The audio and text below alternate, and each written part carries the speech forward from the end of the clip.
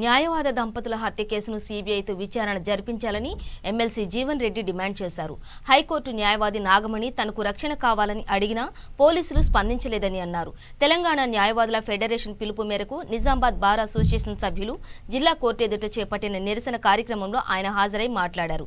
తెరాస నేతల అవినీతి అక్రమాలను భయపెడతామనే భయంతో న్యాయవాదులను పథకం ప్రకారం హత్య చేశారని ఎమ్మెల్సీ జీవన్ రెడ్డి ఆరోపించారు. తెలంగాణ కోసం పోరాడిన న్యాయవాదులకే రక్షణ లేకుండా పోయిందని మండిపడ్డారు.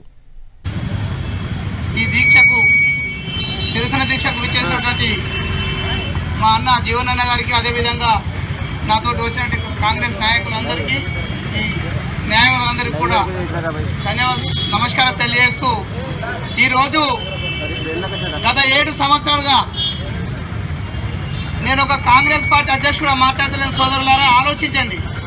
గత 7 సంవత్సరాలుగా ప్రశ్నించే గొంతులను నొక్కుతున్నటువంటి పరిస్థితిని మనం చూస్తూనే ఉన్నాం.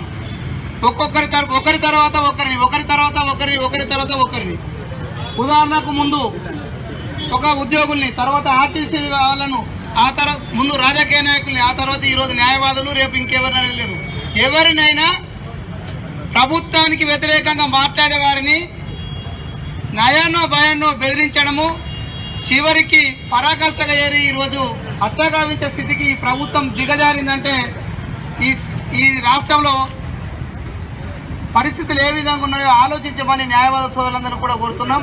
ఖచ్చితంగా ఒక న్యాయవాదికి జరిగినటువంటి, కుటుంబానికి జరిగినటువంటి అన్యాయం పైన పోరాడుతున్న మీకు జిల్లా కాంగ్రెస్ పార్టీ తరఫున కాంగ్రెస్ పార్టీ ఎప్పటికి కూడా మద్దతు ఉంటుంది. ఖచ్చితంగా ఈ పోరాటంలో మేము కూడా మీతో కలిసి ఉంటామని తెలియజేస్తూ, ఎందుకంటే ఇంకా మాట్లాడేటోళ్ళు పెద్దలు ఉన్నారు కాబట్టి మీకు సంఘీభావం తెలియజేస్తూ ముగించుకుంటున్నాం.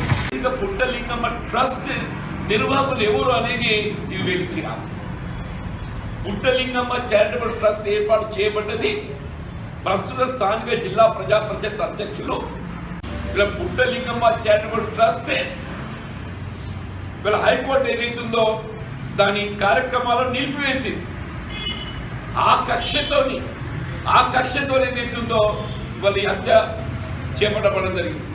మన పుట్టలింగమ్మ చారిటబుల్ ట్రస్ట్ ఏదైతుందో బిట్టు శ్రీను వీళ్ళు అధ్యక్షుగా భావించి కుట్ర పడ్డాడని చెప్పని వాళ్ళ ప్రత్యక్ష సాక్షులతో మనకు